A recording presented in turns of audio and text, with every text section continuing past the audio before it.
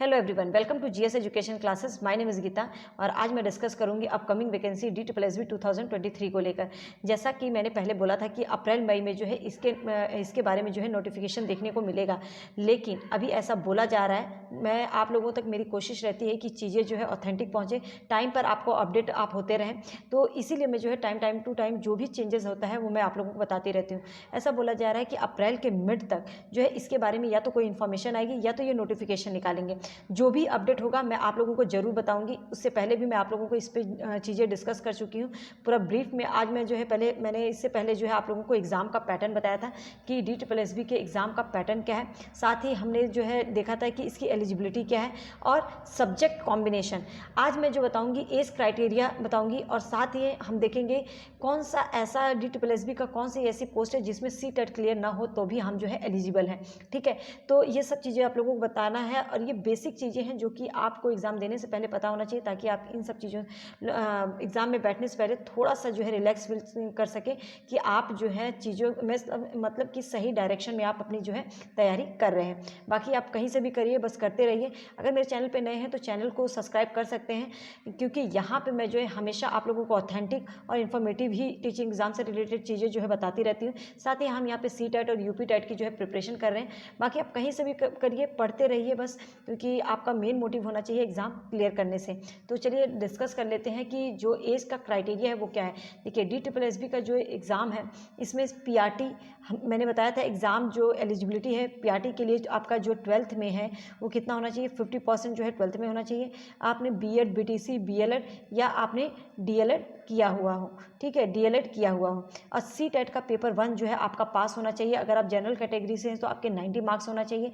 अगर आप जो है SC ST या OBC हैं और आप वो दिल्ली से हैं तो आपके 82 मार्क्स जो हैं कंसीडर किए जाएंगे। ठीक है, अगर TGT पोस्ट के लिए है तो आपका ग्रेजुएशन में एग्रीगेट जो है 45% प्लस आपका B.Ed होना चाहिए।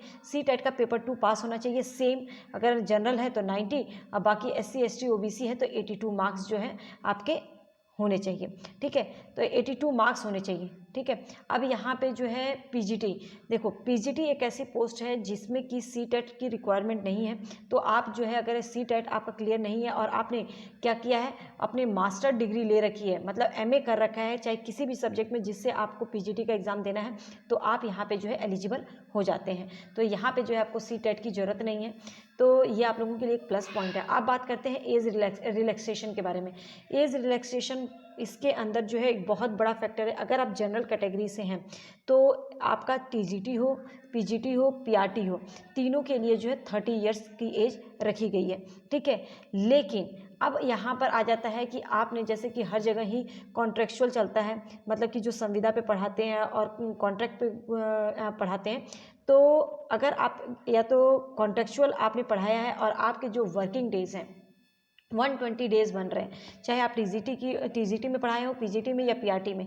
अगर आप कॉन्ट्रैक्ट में 120 डेज़ पढ़ाए हैं तो आपको 5 ईयर्स की जो है रिलैक्सेशन मिलेगा। 5 ईयर्स जो है आपको एक्स्ट्रा मिलेंगे, मतलब 30 है तो आपको 35 ईयर्स तक जो है एलिजिबल हैं। समझ में आ गया। तो अगर आप TGT में कॉन्ट्रेक्चुअल टीचर रहे हो या तो PGT में कॉन्ट्रैक्ट में पढ़ाए हो या तो PRT में, तो आपको यहाँ पर जो है 5 ईयर्स एक्स्ट्रा मिलेगा, मतलब 35 ईयर्स तक आप जो है अप्लाई कर सकते हैं DSSB के एग्ज़ाम में। ठीक है, ऐसे ही अगर OBC वाले जो कैंडिडेट हैं उनको +3 मिलेगा। हाँ, अब यहाँ पे जो है आप TGT का कोई भी फॉर्म भरते हैं, जैसे कि जनरल के 30 ईयर्स है लेकिन OBC का +3 है, तो यहाँ पे जो OBC का कितना हो जाएगा, यहाँ पे 38 हो जाएगा। ठीक है, तो SC ST का कितना हो जाएगा, यहाँ पे जो SC ST वाले हैं उनके 40 ईयर्स हो जाएगा अगर उन्होंने कॉन्ट्रैक्ट पे पढ़ाया है। OBC हैं, आपने कॉन्ट्रैक्ट पे पढ़ाया है तो आपके कितने हो जाएंगे, यहाँ पे 38 ईयर्स। ठीक है, तो आप इसमें जो है आप लोगों को यहाँ पे एज रिलैक्सेशन मिलता है। ये आप लोगों के लिए प्लस पॉइंट है कि जनरल कैटेगरी के लिए 30 है, लेकिन अगर आप SC ST OBC से हैं तो आपको यहाँ पे जो है क्या मिलेगा, रिलैक्सेशन मिलेगा। आप लोगों को यहाँ पे जो है छूट मिलेगी, मतलब OBC में +3 हो जाएगा। अगर आप कॉन्ट्रैक्ट में नहीं है, सिर्फ OBC है आपका, तो आपको जो है यहाँ पे 33 हो जाएगा। लेकिन अगर कॉन्ट्रैक्चुअल भी हैं तो आपका कितना हो जाएगा, कितना हो जाएगा 38। और अगर SC ST OBC से हैं तो कितना हो जाएगा यहाँ पे 35।